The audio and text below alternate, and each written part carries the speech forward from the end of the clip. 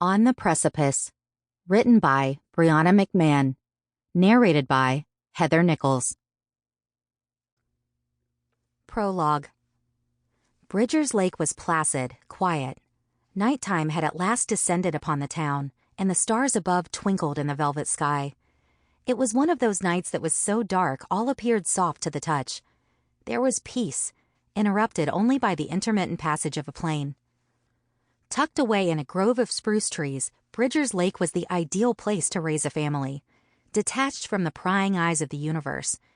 A contentious Cold War raged beyond the clouds, across many worlds, but Bridger's Lake was removed from that. Everything felt safe here. Exeter was a relatively untroubled region, with an emphasis on farming. In keeping with the simple Exeran way of life, Bridger's Lake remained charmingly undeveloped. The planet Imperium boasted the capability of space travel, but Bridger's Lake eschewed such modernization, instead opting for travel by train or plane. Space, to inhabitants of Bridger's Lake, was a frontier they'd never traverse. Why would they, when they had paradise right where they were? A couple stood on their deck, watching as their 3-year-old child played on the gravel beach. Bridger's Lake was regionally famous for its exquisite turquoise waters, unblemished by pollution. Its depths and shores were home to many varieties of fish, frogs, and birds. At night, crickets chirped in the grasses, infusing the darkness with a calming hum. The air was still and warm, a picturesque solace's night. "Is she getting too close, you think?" the woman asked, looking up at her husband. He chuckled in return. "No, she's fine. More than fine. Look." He motioned toward their daughter, who was transfixed on a firefly. The young girl jumped up and down, trying to catch it in her palm. "Such a curious girl," the woman mused. "She got that from you, you know."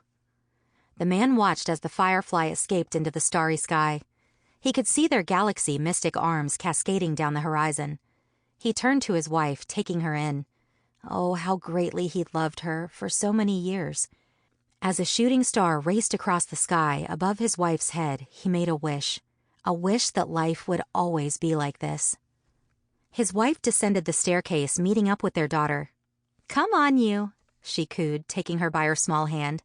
"It's time for bed." The girl grudgingly acquiesced, allowing her mother to lead her back to the house. The man beamed, ruffling his daughter's hair. They had been trying for years to have a child.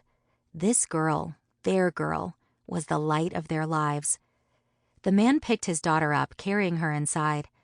Their house was humble but homey. Everything appeared as though it had been given to them by family members who were downsizing. Sample complete. Ready to continue?